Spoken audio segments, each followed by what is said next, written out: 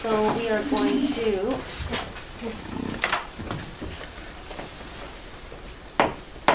I would like to call the meeting to order for Nevada State Board of Dental Examiners.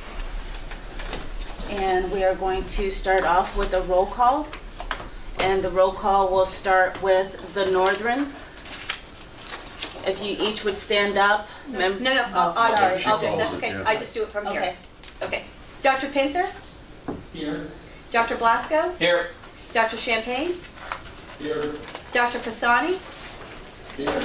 Dr. Sanders? Here. Dr. Moore? Here. Dr. Lee? Here. Miss Pate? Here. Mrs. Bethea? Here.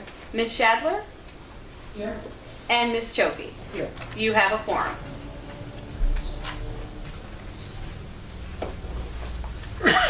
So now that we have established the quorum, we were going to move on to public comment.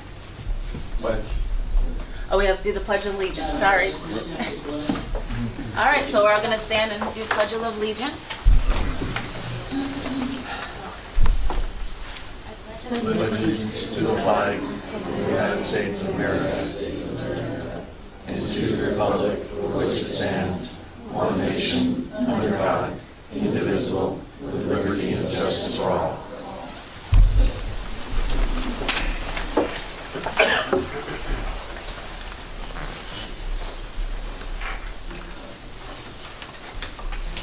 Okay, we're going to go to item number 2. So with public comment is limited to 3 minutes for each individual. So when you stand up for your public comment, please introduce yourself, stating your name, exactly where you're from. If you have any items that need to be passed out, then you will go ahead and give them to the recorder. Is there anyone for public comment? Good morning. Good morning. My name is Lisa Zastro. I'm an attorney for the LVDA. I'm here as a follow-up to some past meetings that my co-counsel Malcolm Laverne appeared. We noticed on an agenda item that there had been some reference to maybe he should have been at a prior meeting. We were unaware of that. So I'm here today in his place. I have some documents that may have been requested with respect to some public comments that Mr. Laverne gave to the Board of Governors back in November. So what I have for you is not really a public comment, but a supplementation with the documents. The 4 stipulations that were referenced with relation to the illegal campaign contributions that you've all heard about, and also have a copy of Mr. Laverne's statement. And with that, I can give them to the court clerk. I'll take them. I have 4 copies. Okay. Of everything. So this is Mr. Laverne's statement, and then these are the stipulations. Okay, perfect. I'll give those. And then if anybody has any questions, I'm happy to respond. I'm just going to give them these. And if I wasn't clear, so I was here with respect to agenda item 3A. Thank you. Hi, my name is Tina. I'm with the LVDA. I'm here to make a public comment to be put on the record. Dr. Pisani, Dr. Champagne, and Dr. Pinther had full knowledge that the LVDA discovered that Dr. Pisani's organization received $70,000 of board donations in lieu of disciplining board licensees. They also know that an LVDA attorney reported their conduct to the Ethics Commission, and Dr. Pisani's and Champagne's received letters of caution.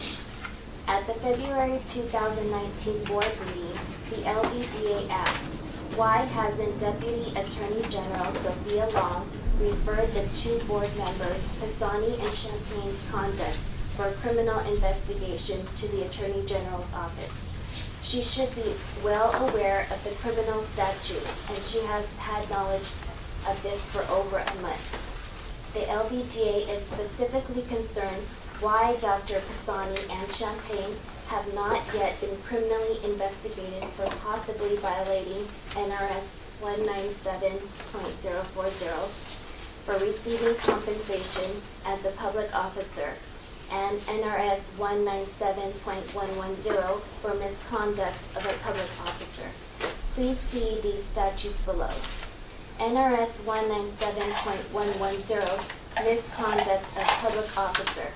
Every public officer who, 1, asks or receives directly or indirectly any compensation, gratuity or reward, or promise thereof for omitting or deferring the performance of any official duty or for any official service which has not been actually rendered, except in case of charges for prospective costs or fees demandable in advance in a case allowed by law, or 2, employees or uses any person, money, or property under the public officer's official control or direction, or in the public officer's official custody for the private benefit or gain of the public officer or another. 3, is guilty of a Category E felony and shall be punished as provided in NRS 193.130. Here is another copy of all the information for the Deputy Attorney General in order to have them investigated. We request that Ms. Long tell us why she has been stalling and not performing her statutory duty to criminally investigate these board members. Ms. Long, if these board members' acts do not violate one or both of these 2 criminal statutes, then please tell us why not. I am submitting 2 documents, Exhibit 1 and 2, to be included in the public record of today's meeting. Thank you. And you can just give them to the recorder.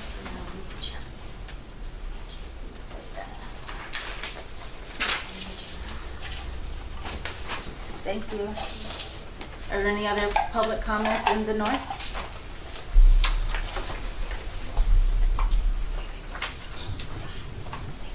Oh, you guys got up there? Yeah, are there any, South. are there any public comments? We got a public comment up north.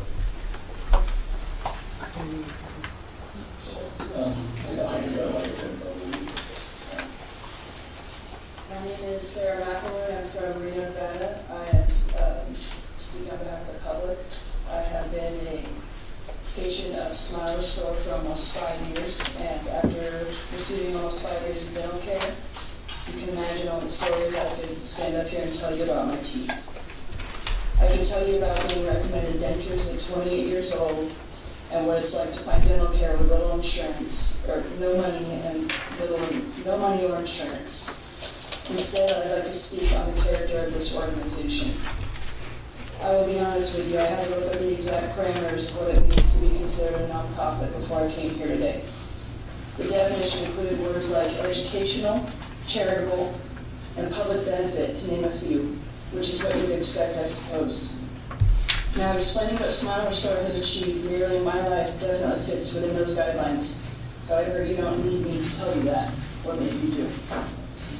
It is because what you should know is that I wouldn't miss an opportunity to stand before you and tell each of you face to face how important their work is to both me personally and as a member of this community. It is because of the generosity, willingness, and perseverance of Dr. Chase and those at Smile Restore that I can stand before you today as someone who is healthy, someone who is employable, someone who is given a second chance, and someone who can truly smile. Please hear me when I tell you that this team has taken on challenging cases that other doctors have scoffed at. They have given people with little means the opportunity to have a new lease on life and a light at a very long tunnel.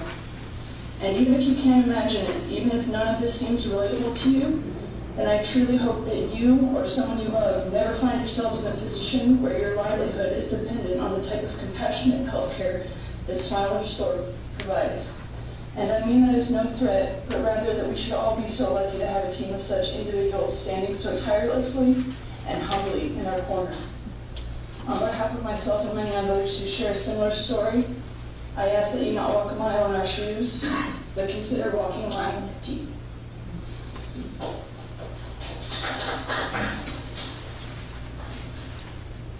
Thank you. Any other public comments in the north? No. Okay. So continuing on with our agenda, we're going to go a little bit out of order. I would like to motion for us to go out of order and go to item 5B.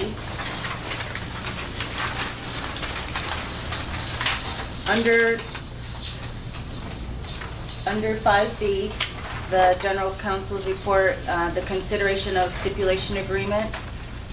We have the lawyer here for Dr. Santos. Would you please come on up? You can come there in the spot. Want to introduce yourself? Yes. Yes. Good morning. My name is Ines Hasrike, bar number 11231. I'm the attorney representing Dr. Santos, and I'm here to present I'm sorry, Madam President, we can't hear up here. I'm sorry. Okay, let me start. Stand right here. is right there. Oh, okay. Stand right, they want to hear you. I'm very sorry, I'm sorry. My name is Ines Hasrike. I'm a member of the Nevada State Bar, bar number 11231. I am the attorney representing Dr. Santos, and I'm here for the meeting for the consideration of the stipulation and the agreement, and I'm hoping that it will be approved. So this stipulation arises from a patient complaint that has proceeded through our investigation and review panel. Recommendations that were made by the review panel were sent to Dr. Santos's attorney, and a request for a stipulated agreement was received. Based on those recommendations, I will let you know that Dr. Santos took it upon himself to begin complying with the recommendations even prior to seeking the stipulation. So there has been great cooperation from him and an acknowledgement of what those findings were, and a concerted effort to remediate the issues that were contained in the complaint. So with that, if you have any questions about the stipulation, I can answer them. All of the terms are in your book, as well as the findings that were made and agreed upon by the dentist and his counsel. And with that, I would just ask on behalf of Dr. Santos to approve this stipulation.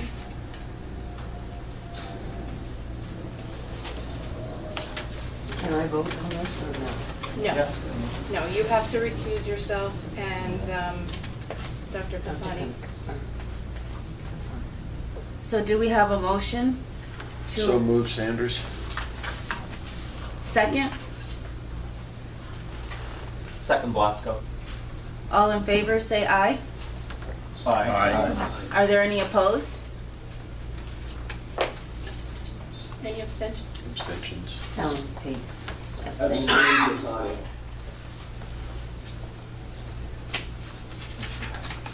So motion passes. Thank you very much. Thank you. Thank you. Thank you.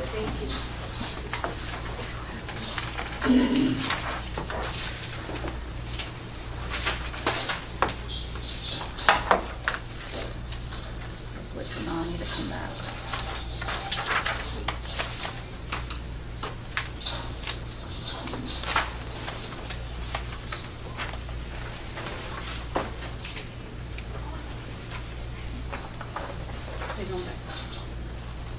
Okay, so moving, thank you. So moving back onto the old business, we're gonna go to item A. We need to table this item for right now. And so with that being said, I'd like to motion that we table item 3A. Do I have a second? Do we have a? We don't need a motion. Oh, okay. Yeah. Due to the open law, we don't need a motion. Okay.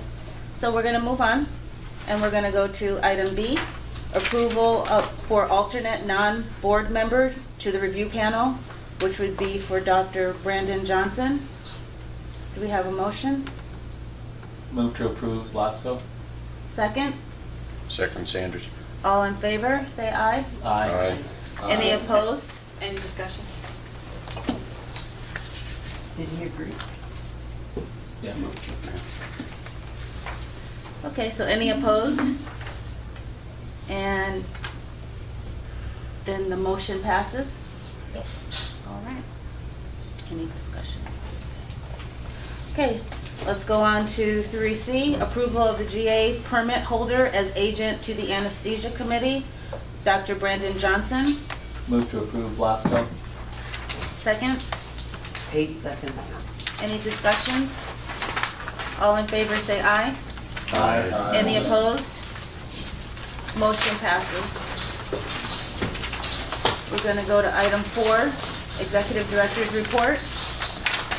Good morning. In your board books, you should have found draft copies of the board minutes from the last meeting on February 22nd, 2019. If you have any corrections or anything, misspellings, let me know and we'll get those corrected. And then upon that, I'm requesting approval. Do you want to hear the corrections now Yeah, or later? no, now. On page 8 of 14, I think it says, under contracts, the paragraph underneath, specializes, I think should be instead of specializing. And then under the motion where it says member coffee, I think you should cross off about, inquired on page 2 of 8 instead of about. Do you know where I am? I'm under contracts. Where's, Oh. am I on the same page? Under motion. Under it says, motion? Member Chilfie inquired about on page 2. Oh, I would okay. just say, it'd probably be inquired. Yeah. Inquired, yeah. Inquired Or I about just say, page 2 of 8 or on page 2 of 8, one or the two. yeah. One or the other, I mean. And then,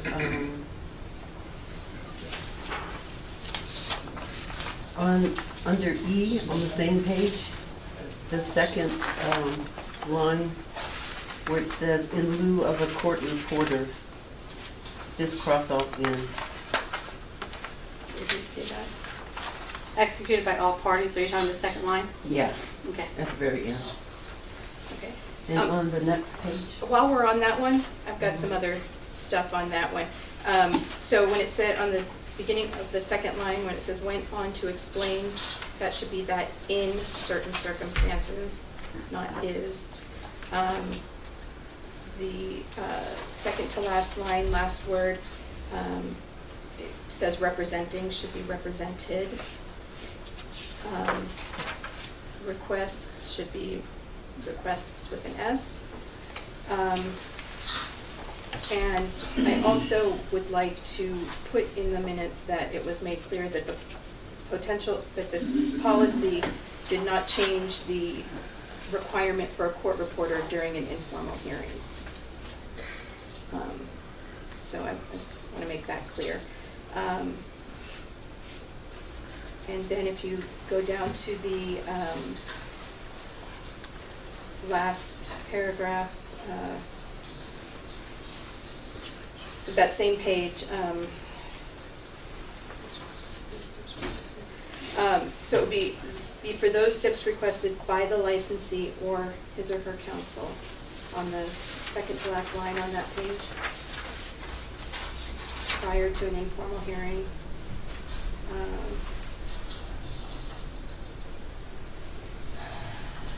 Okay, then on the next page, there will be an affidavit.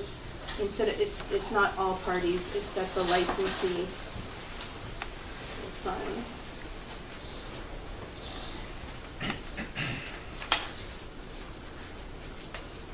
And then, correct me if I'm wrong, but the motion that was made, I believe, was that the policy is to be used only prior to noticing an informal hearing and if the licensee is represented by counsel, not or at the request of the licensee's attorneys. But I believe that that was the motion, but if I'm incorrect, please let me know. So I think that's all on that one.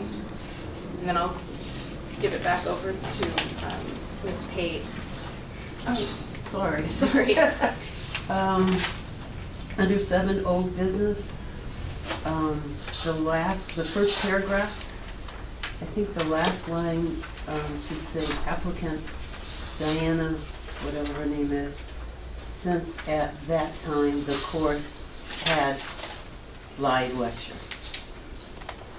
Because it says at the time the course has, but it's in the past, Oregon so Health Science for the maybe it should applicant. just be had. Okay.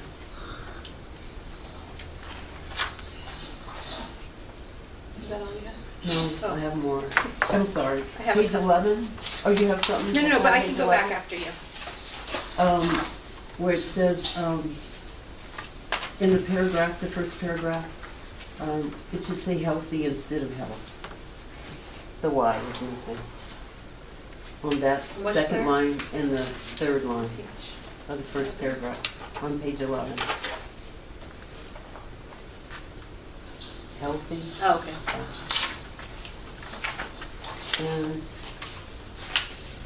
on page 13, there's just a typo in the middle of the page where it says, it's 1, 2, 3, the fourth line down, general counsel, so just get rid of the B.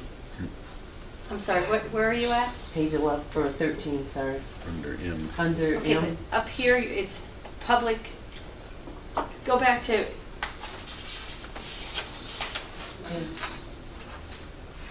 Healthy smile, healthy chair. oh, okay, got it. Okay, and now 13? Yes. Under M, the first paragraph, the fourth line, where it says general counsel, just get rid of the B. Oh. Can I add something while we're on that same paragraph? On N? Yes. Okay. General counsel, that same sentence, advised public member Chaffee of the issue of bias by the DSOs and the review panel, and general counsel advised the board that DSOs. The sentence preceding that says, public member Chaffee stated, given the constant allegations from the same group of bias, period. That's not really a sentence. No.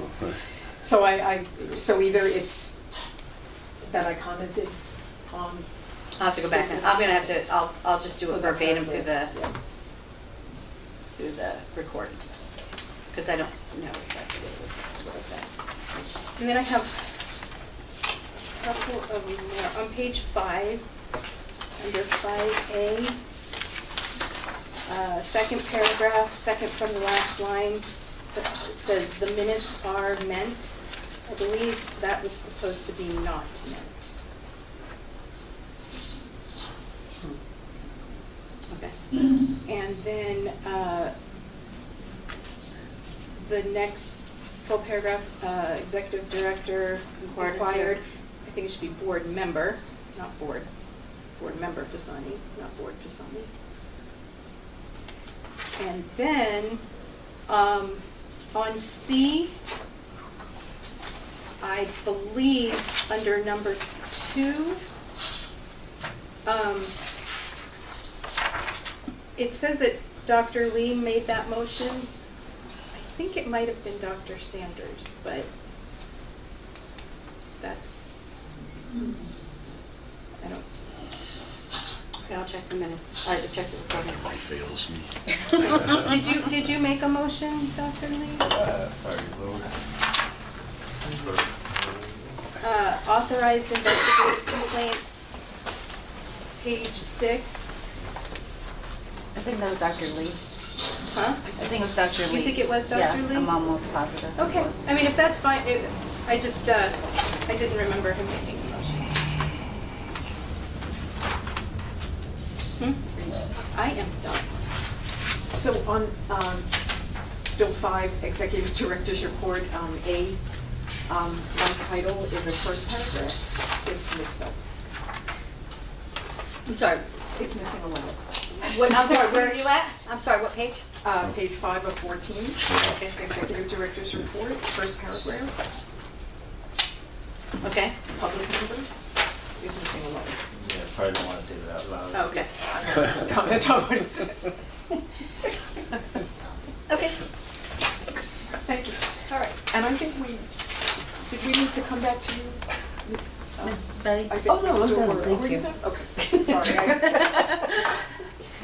That's the education teacher I'll in make her. those, and then I'll check Uh-huh. on that language verbatim on the recording.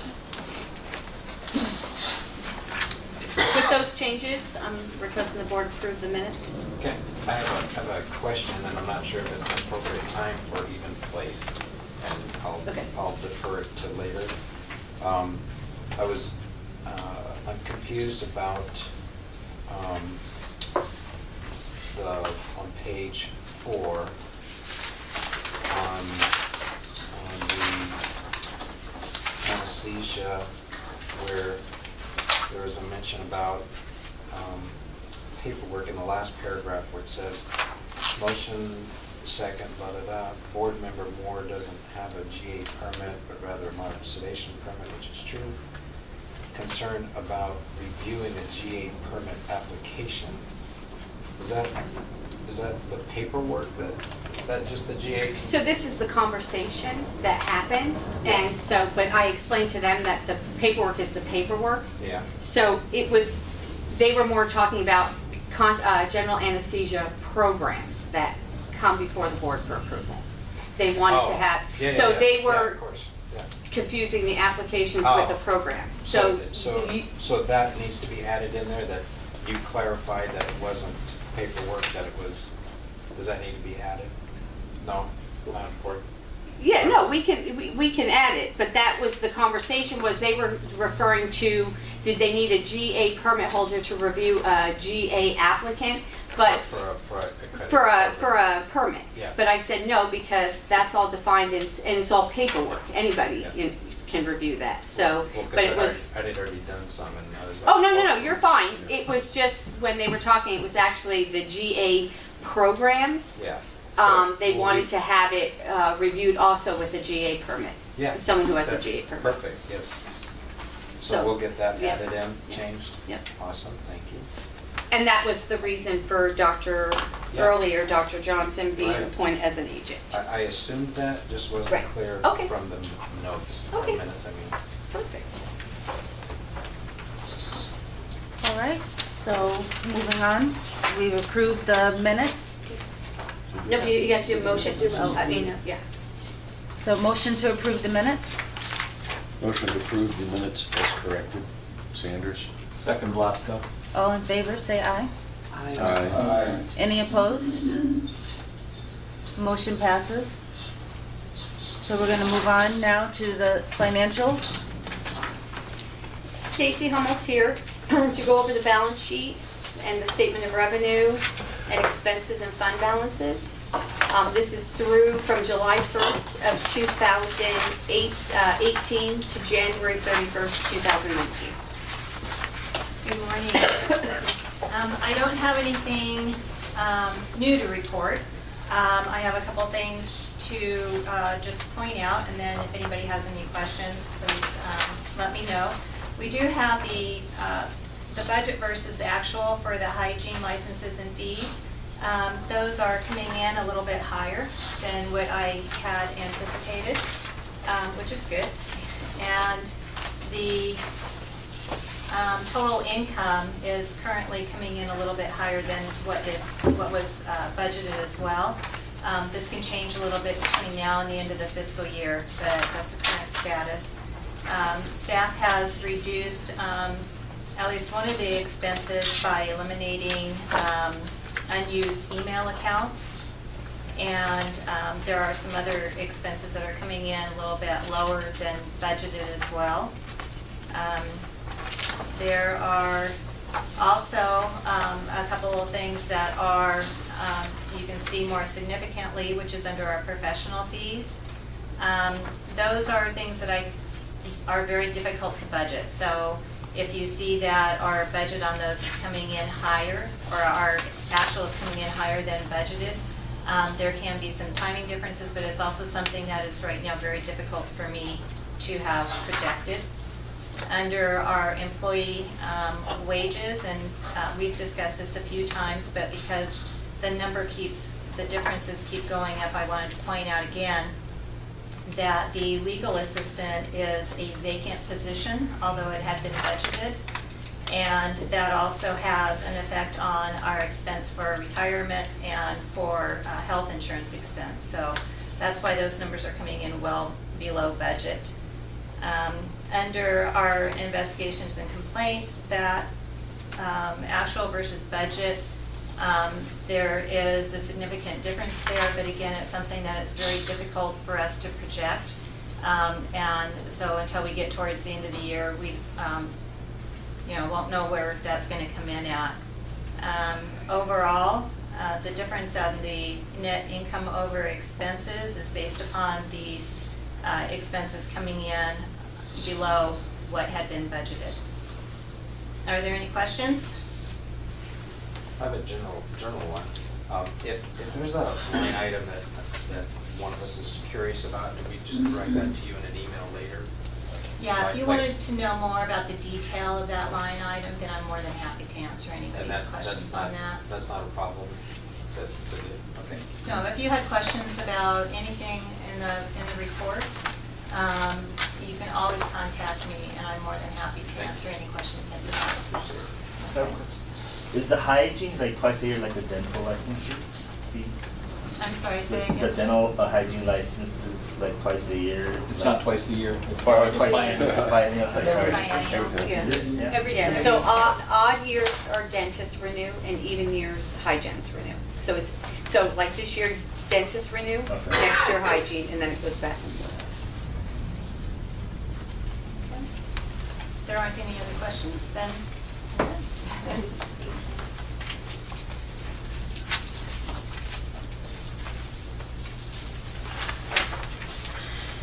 So we have a motion to approve. Oh, you don't, it's just for information. So then we're gonna go to line item 2.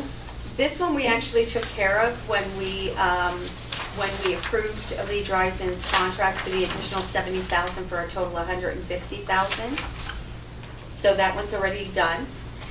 For number 3, so at the last meeting, the board approved the contract for Robert Eisenberg. And so the way the contracts work is that contract has to go before the State Board of Examiners. I don't foresee that probably getting onto their agenda, maybe in April, more than likely in May. So our fiscal year ends in June.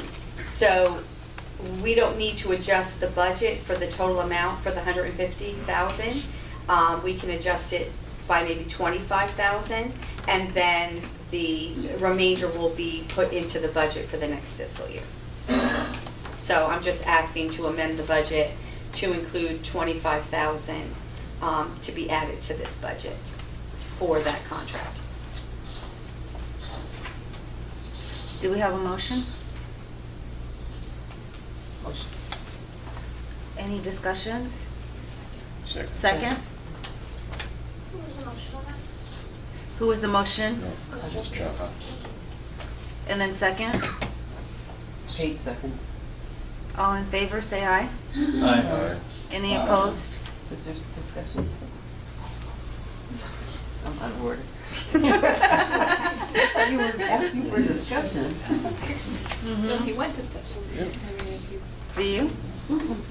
All right, You ask for the motion, then the second, then discussion, then the vote. okay. So no, and anybody opposed?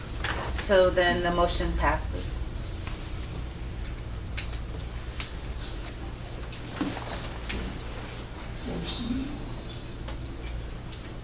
Proceed. 4C, Okay. authorize investigative complaints. Yes, I'm requesting the board authorize an investigative complaint against Dr. X. The board received information from the licensing specialist that Dr. X has failed to file his current board recertification for his or her designated specialty in accordance with NRS 631.255.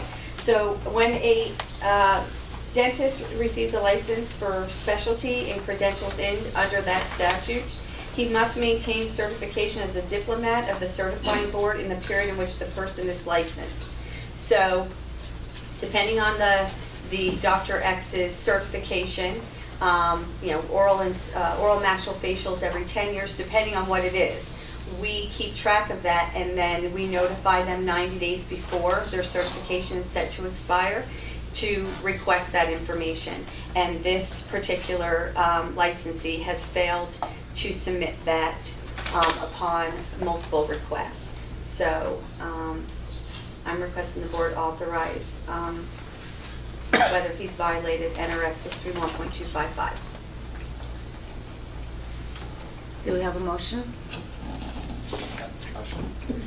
Second? Second, Pate. Any discussions? All in favor, say aye. Aye. Any opposed? Motion passes. Line item C2. Okay, I'm requesting the board authorize an investigative complaint against Dr. Z. We've received information from the State Board of Pharmacy regarding allegations of non-compliance regarding Dr. Z with AB 474, failing to conduct the patient queries and self-queries to the PMP in possible violation of NRS 631.3485 subsection 2 and NRS 631.395 subsection 7 and NAC 631.045 subsection 4. And so NAC 631.045 is the requirement that when you renew your license, you are to run a self-query annually, and you attest to that on your renewal. 34957 is if you state that you've run those queries and you have not run those queries, then you've submitted a willfully false affidavit when renewing your license. And under NRS 631.34852, that is regarding the prescribing, your willful violations to the regulations and statutes of the State Board of Pharmacy. Do we have a motion? Motion, Shaw. Second? Pate, second. Any discussion? Discussion, please. Is there, I know the board decided things before we came on the board. How do I get caught up on how the board is reacting to these requirements? And my specific question is, are we trying to follow what the medical board has done, or are we? We're following statute. So, We're gonna follow the medical board. so NRS 631.364 is the one that fell under our, and so it outlines the procedures that when the executive director receives information from the pharmacy board. I'm sorry, I didn't, Okay. I understand that part, and I understand that there's statute. My question is that, is my understanding is that the medical board, because they're trying to figure out how to discipline, and so my question is that, are we solid on how we're approaching the disciplinary portion? It seems like the medical board is kind of going, what do we need to do? Oh, okay, so you're there, okay. Yeah, I'm sorry. That's okay. I didn't state my question very clearly. So, Our statutes and regulations have always included violations of the pharmacy statute as a violation of the pharmacy statute is unprofessional conduct. And it has always been that way. Right. And then when there is unprofessional conduct, there are certain avenues that if it is found that you have violated the pharmacy statute, there are certain avenues that the board can take as far as discipline or remediation or whatever. It's being handled the exact same way we handle any other violation of any other violation of the Dental Practice Act, which includes violations of the Pharmacy Board statute. So there wasn't a need for any change in our disciplinary process because it has always been part of our unprofessional conduct statute with violations of the Pharmacy Board. We did in our regs, and are these still the ones that we're waiting to get back from Nsbde? So in our regs, we did add a section last year. It was approved by the board. There was a section that parroted the words of AB 474 as an additional paragraph in our unprofessional conduct definitions, but but it doesn't change what we do as far as discipline. I can tell you that there are certain requirements in AB 474 for imposition of discipline and things like that if there is found. I guess my, and again, I'm sorry, maybe No, this is it's the okay. complete wrong time to do it. No. I didn't know if we would, have troubles, I guess, in acting on those disciplinary things when they're evidently the medical board was. The medical board, from my understanding, and They're trying to figure things out. right, and I don't want to speak for them, and I haven't looked into this in depth, but from my understanding, the medical board didn't have the language in place in its statute already that we did. And therefore, when they are enacting their regulations, they were doing so in a different manner because our statutes have different language. So what the medical board is doing really doesn't have a bearing on what we do. No, I realize that. Yeah. I know that they had some issues with their regulations and they pulled them back and they're trying again and all of that, but the way our statutes and regs were already written, it wasn't necessary for us to do a whole lot of restructuring the way the Med Board may have found it necessary to do in their regs. But I don't know, I can't speak for them. And I do believe I believe there's a bill in the legislature right now that it's going to actually fall under the pharmacy board, and it's kind of going to give a clearer mechanism for the board so that there's more consistency within the board. Thank you. That was where I was going with that, and I was saying, are we too preemptive, in our pharmacy regulations or not? I just. We don't have pharmacy regulations, No, so I know what you're saying. So the pharmacy board statute directs the boards to enforce the pharmacy board statute. So, and it directs the boards as to how to go about that. And so that is just incorporated into our statute as to how to go about the investigation and things of that nature. As for what discipline, if any, is taken, that is already covered by our statutes and regs. I know, but those are generic things that you're saying. It's Okay. not specific to the new pharmacy rules and regulations that they've set in place. So it is because it's incorporated. When they did AB 474, they changed our statute as well and gave us direction within NRS 631, and it is specific in NRS 631. Well, I thought we had a little issue right when the new people came on board. I thought that was one of the issues with one of the complaints and so on and so forth that we had in front of us was. Yeah, something about the fentanyl, I think it was, right? I thought there was I a part remember where fentanyl. yeah, and said they didn't get the notice or something. I'm sorry, I apologize, I don't remember specifically. But I had a question, sorry to think, but is there like a specific, like how many queries or how long you haven't queried? This goes beyond, this is. Before it triggers? Yes, it's all lined up. Is it? Yes. Everything is outlined that you have to, the statute. Madam President, this is Pisani. Could I make a motion that we approve the authorized investigation for item G? This discussion needs to be done somewhere else at another time because it doesn't have anything to do with this agenda item at this point.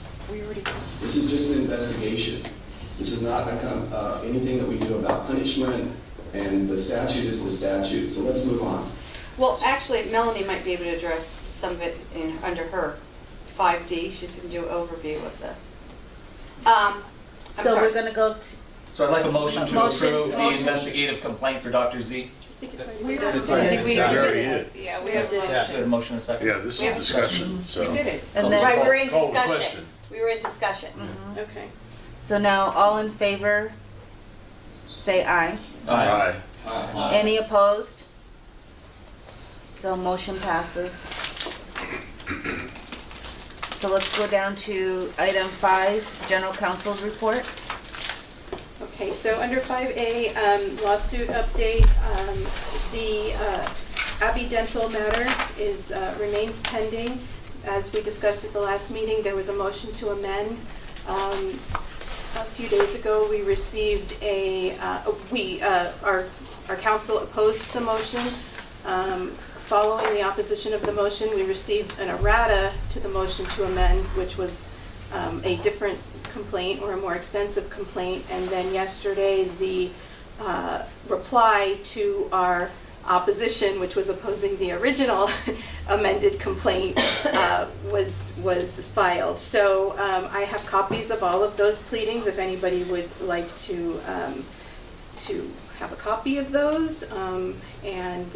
So that hearing is set for next week. And then it will be determined whether or not the amendment will be allowed or not. And that's where we stand with that. The other two lawsuits, as I explained last time, have been resolved. Ms. Chapman? Yes. This is Pisani. I have a question. Yes. Who represents Abbey Dental? Lisa Zastro. Is that the same attorney that represents LVDA? It is. Thank you.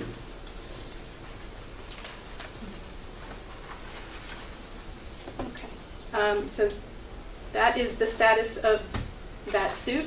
Remains ongoing. We are also, one other thing, we're also waiting for an order from the court on the writ of prohibition, which the court denied late last year. And we are also finalizing the order on the granting of the motion to quash the subpoenas that we also talked about. And so when those orders come down, you will receive those. Any questions? Okay. So with that being said, You're going to Table it. to May. we're going to table it to May 10th.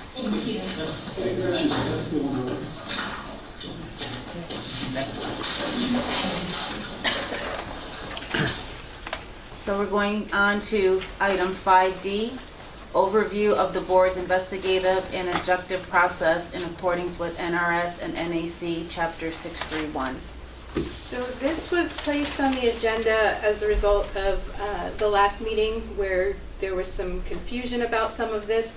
Some of your questions have been answered. I put this on as a, if there are still questions. I don't have a specific presentation because I do believe that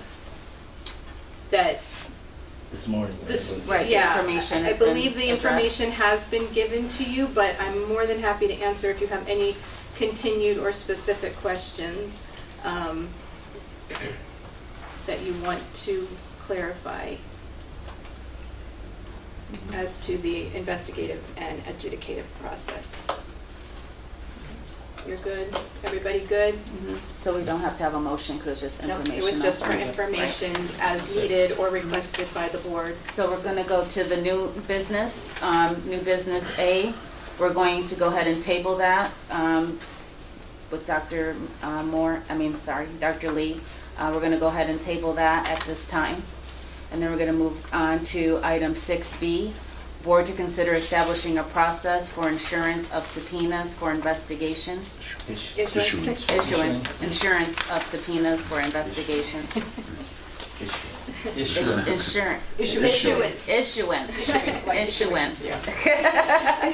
So as we've discussed, one judge has determined that our subpoenas during investigations, the way our regulations currently stand, should not be issued by our executive director. Again, this is something that could potentially be appealed. It has not been appealed. It is one judge's opinion. However, we want to abide by that, and we want to make sure that there's no issue with that pending potential regulation changes, and that's something that we can't even really discuss until the end of the current legislative session. So,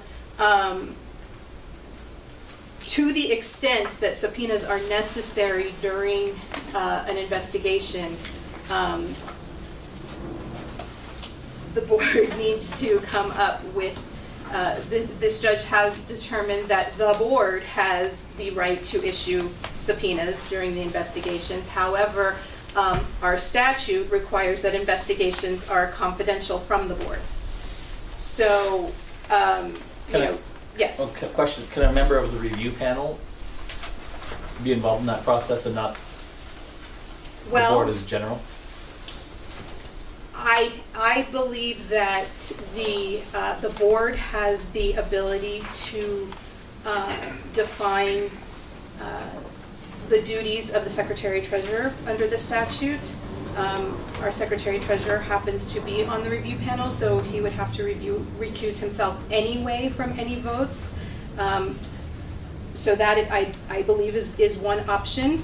Another option is to bring the request for subpoena before the board in the same manner we bring the authorized investigation request, using Dr. X or Dr. Y or whatnot, in which case the full board would vote on whether or not we're going to issue a subpoena, and then you would have to assign someone to sign and execute that subpoena. And for clarification, this subpoena is just to request patient records? Just to request records. Now, under the records retention statute and the records statute, we are entitled to those records under 629061, and 99% of the dentists comply with that. It's very rare that we have to issue a subpoena during an investigation.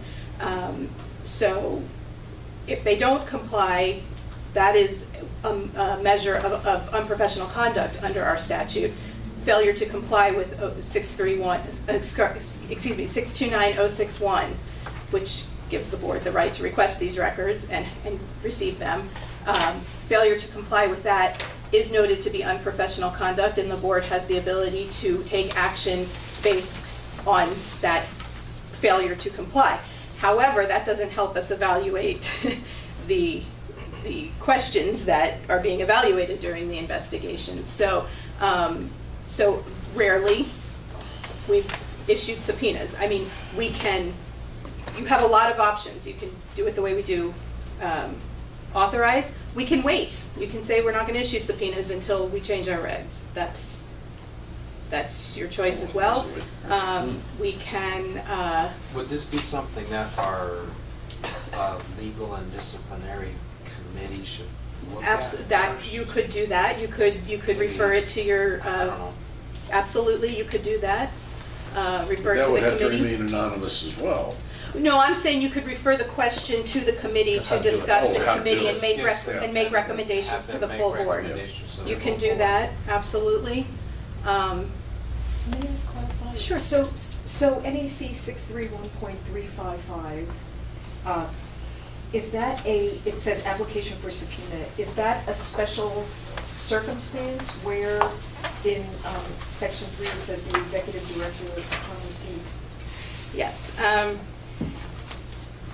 Can issue the subpoena? I know. That's why what this ruling has been is not exactly. We're going to abide by it, but this particular section, there's a possibility that may refer to adjudicative hearings. So once a formal complaint is noticed, this would give the executive director the ability to issue subpoenas. At that point, however, it's all public record anyway, so where we really need someone outside of the board to issue the subpoenas is during the investigation, because the investigation is confidential for the protection of the licensee. And to come before a public meeting and a full board hearing to talk about subpoenas in an ongoing investigation wouldn't be fair to the licensee. So we're trying to comply with the statute, with the reg, with this judge's order, and it may be that we just want to table all subpoenas till July when the legislative session is over and we can get regs. But a proactive way to do that would be for us as a group to try to determine which direction we want to go, I would assume. Yes, I mean, that's the option that I want to give you. And like I said, this doesn't come up very often. Most comply with our requests under 629. So a subpoena means like a chart, patient's chart, is that what it's referring to when it says subpoena? Yeah. It could be. That's right there, right? Executive director. Okay, good. Right. But we have a judge's rule, and I'm sorry. Does it say anything in here? It says that the board can enact regulations to allow the executive director to issue subpoenas. And these were enacted in 2009. I was not the executive director at the time, so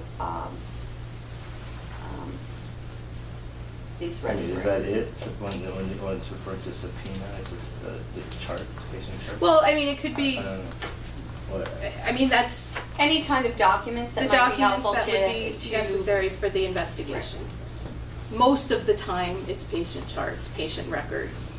And I will only say, the board's here to protect the public, and I think by pushing this off until July or regs can be made, you have to understand that there's patients involved here. And so I just want the board to be wary of that patients have filed complaints and they may have serious issues, and to put that off may not be in the best interest of the public. Well, when does our legal and disciplinary committee meeting end? It's whenever you want you to. have, right, you would establish. But then they'd come up with a recommendation that would be presented to the board meeting, which Right. is in July or May. Or I was gonna say, well, that would be in May, is that fast enough? Yeah, you could conduct a meeting in April, or, I mean, Oh. we only need 3 days for a meeting, so. I don't want to sound stupid, but how would the 3. meeting occur? Same way. Same way it would be, it's a public meeting, and we would have to post it, No, and no, whoever's no. on that committee. The committee means a public meeting? Yep. Yes. No. The legal and disciplinary committee. Is a public meeting? That is a Correct. public meeting. That is a public meeting, yes. Where? So you have to notice it, just as you would this meeting. And then we have to have an agenda, what items are going to be discussed, then you would make recommendations. Those recommendations go back to the board, and then the board would consider it as a whole. If the use of the executive director for subpoenas has been vetoed by the court, who is an appropriate entity to therefore issue subpoenas? Does it have to be a board member then? What about the attorney? You can't do it? The board. The judge has said that the board has the ability to issue subpoenas. So under the board's statute, the board can define duties of certain. Which subpoenas was defined in my duties. Right. But because the Clarification. statute says that the board can enact regs for the executive director, that's what the judge hung his hat on. Did we get a copy of what you're referring to, or is that? A copy of the order? There sounds like there is an something order that needs to be I said. believe is with the judge. It might be with the judge now, or it will be shortly to sign. Is it something? So the- I'll do it, I don't care. Or no, okay, yeah, okay. So That's a, So with the Legal and Disciplinary Action Board, the chair is Dr. Blasco, and then we have Dr. Pisani, Dr. Lee, Ms. Pate, and Ms. Chofi. So with that being said, when Dr. Moore was asking, can the Legal and Disciplinary Board meet for a meeting to determine the next step? Okay, so I'll schedule, I'll send out a form. Is that an option we want to expound upon? Or another recommendation was that the secretary treasurer, since he's already on the review panel, Right. To expedite the matters and not have to have a subcommittee meeting and bring it back to the board in view of expediting treatment for the public, the secretary treasurer could do so, because he's going to recuse himself anyways. Right. And can I, because I was going to say either one of the officers, either, not that anybody needs more work to do, but that it seems like if it's going to be from the board, it should be a representative officer, and that makes sense to me. I guess the thing is that it's a question of whose signature appears on the subpoena, correct? It's not because what is going to be in the subpoena and subpoenaed is a matter of what's needed. So it's just a question of that, who is the name that appears on that subpoena, okay. So if we could make the decision quicker in light of what you said, and whoever said that. Protecting the there were public. People, Mhm. waiting to, we want to Do make we sure. call for a motion? So do we have a motion? I'd like to make a motion to, at this time, delegate the issuance of subpoenas to the seating secretary treasurer. Second? Question, is 8 that, seconds. sorry, but Seconds that'll satisfy whatever you said, The just came judge's down, ruling? the judge's ruling, or we don't know? I think it will. Okay. I believe that under our statute, Okay. Well, he the, said that the board has to make the decision to issue the subpoena. He's on the board. He's the board. he No, is part of the board. I understand that, because I'm not privy to Yeah. what the judge said, and I'm not an attorney, I don't know. That's a question. I'm saying, hey, I mean, is your suggesting going to satisfy the judge, or are we gonna try this? Is this gonna be a trial and error thing? That's my point. I think it'll satisfy the judge. Yeah, let's I mean, try it, and if the ruling comes in, if something looks So different. the ruling then- the ruling basically is going to say that the board has I don't have the exact verbiage in front of me, that the board has the authority to issue subpoenas. I can tell you that NRS 631160 states that the board shall define the duties of the president, the secretary treasurer, and the executive director. The language that requires, or arguably requires, a regulation has only to do with the executive director. So, It would strike me this would be in compliance. There are very few other options. correct, So- because I think we also have to understand that our statute requires that the investigation stay confidential. So, and that's by our statute. And so I don't know how to, other than if you wanted to do it as a Dr. X, Dr. Y, but then someone's still got to sign it. So, Well, the ultimate goal down the road is to get it put into statute, then we're back to the Into the executive regs. director. that's up to you guys to decide. So why don't we just put them on the agenda as Dr. X and Y, but the board says the secretary treasurer's signature will be the one that appears on it, I think. on the subpoena. All in favor, say aye. Well, hold on, Oh, wait. sorry. She can't make a motion. No, I love Just have to amend the motion. Here, she just wants to do this. So, Does yes? the maker want to amend? It's been motioned and Second already. Now we're in discussion. and now we're gonna vote. Now we're voting. Right. So all in favor, say aye. Aye. Any opposed? Motion. Who was the second on that? Who was the motion? second? Hey, Peyton. Betty. Motion passes. Right. I'm here regularly anyway. no, yeah, no sense having one. So we're gonna go to number C, consideration for approval of the laser certification course, NAC 631.035. Item 1, Institute of Advanced Laser Dentistry. IALD Standard Proficiency Course for dental hygienists, dentists, and dental office staff on the Periolase MVP-7.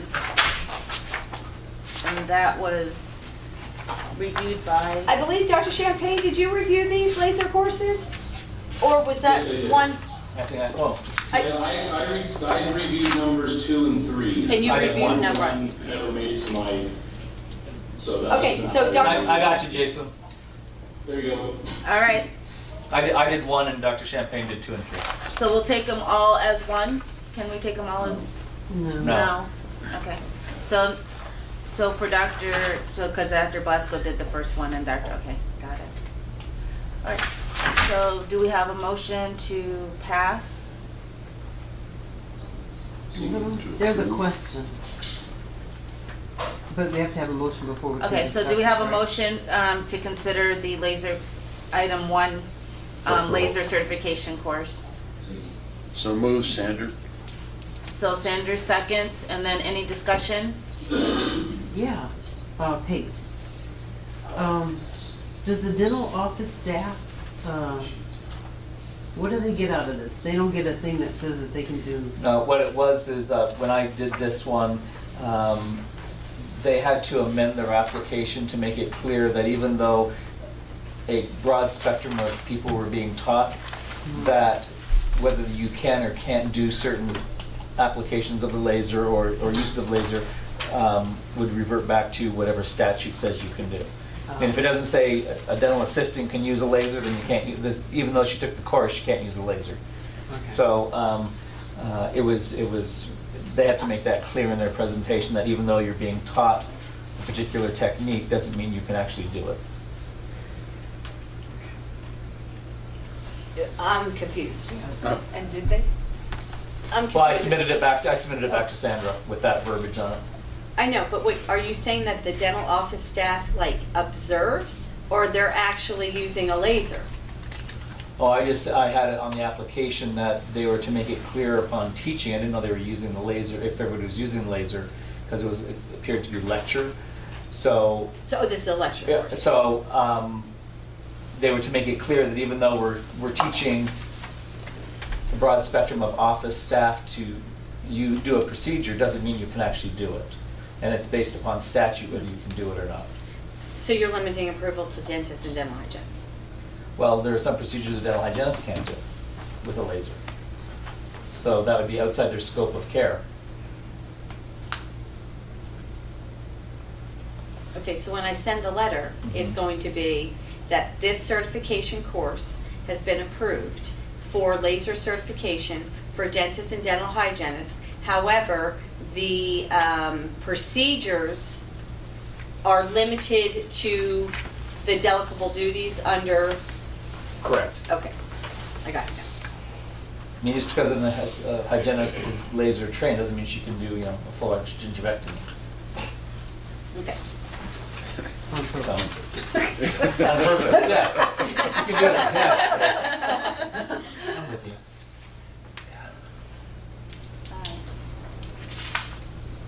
So we have discussion, and then all in favor to say aye? Aye. Any opposed? Any opposed?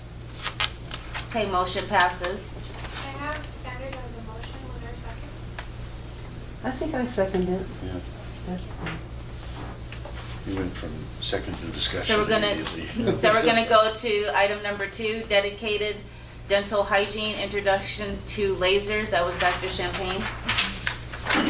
Yes, I reviewed this application, and similar comment as we had for the first one. It was specified that it needed to be specific to the statute per the license status of the user. So, but I would submit it for your approval. Do we have a motion? Move to approve Blasco. Second? Sanders, second. Any discussion? All in favor say aye. Aye. Any opposed? Motion passes. Item 3, advanced dental hygiene, diode laser training and certification. I also reviewed this one, and same notes as before, per the user's license status, and I would submit it for the board's approval. Move to approve, Panther. Second, Shepherd. Any discussion? All in favor say aye. Aye. Any opposed? Motion passes. We're going to go to item D, consideration of application for licensure by endorsement, NRS 622.5302, And we have Dr. Keith West here today. Yes. Hi, Dr. West. You can If come you right want here. to step in, maybe where that empty chair is right there. In your board books, you should receive the application regarding Dr. West. Dr. West was previously licensed in the state of Nevada approximately in 2003.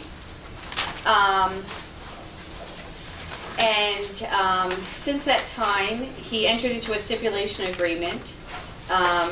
He returned to the state of Michigan. He is now applying for licensure by endorsement.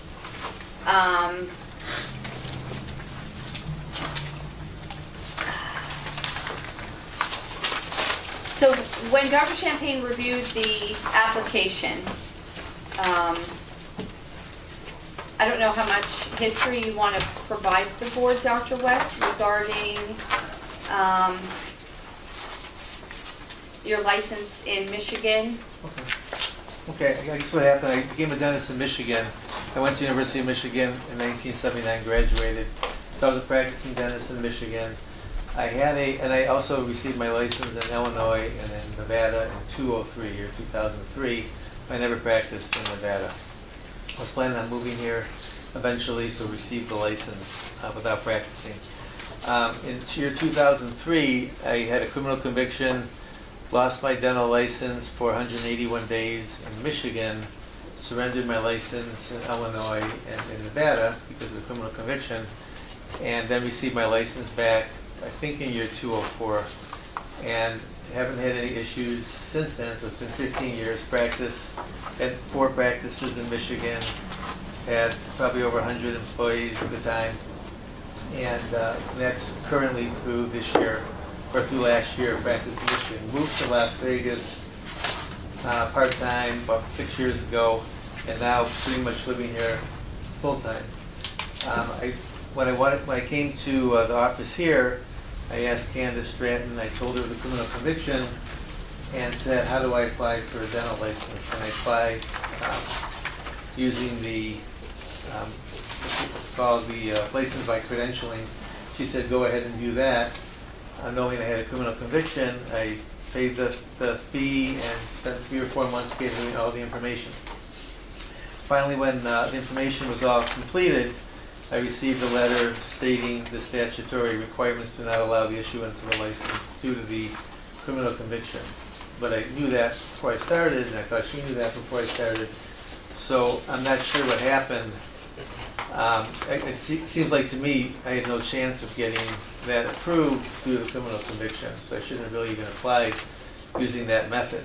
But that was the information I was given, that you should go ahead and try that way. But like I said, I've been a dentist for 15 years, for a dentist for almost 40 years, but a dentist for 15 years after the criminal conviction with no issues. The criminal conviction was based on a billing issue, mainly stating that we were billing the wrong codes for crowns. We did the crowns, but over a period of time we were using a noble metal code 2750, and we were not doing that code, not trying to do it fraudulently and get extra money, but we just had the wrong code in the computer, and all our crowns were used under that code. So basically, it was bad judgment, but it was, our fees were very low at that time, so we were we weren't telling people they're getting something they weren't getting. It was just the code was not right in the computer. Anyway, we had a huge business at the time, so that difference of the fee, which there really wasn't, wouldn't have mattered in our business structure in terms of being successful or not. So basically, what I'm trying to do is get a license in Nevada.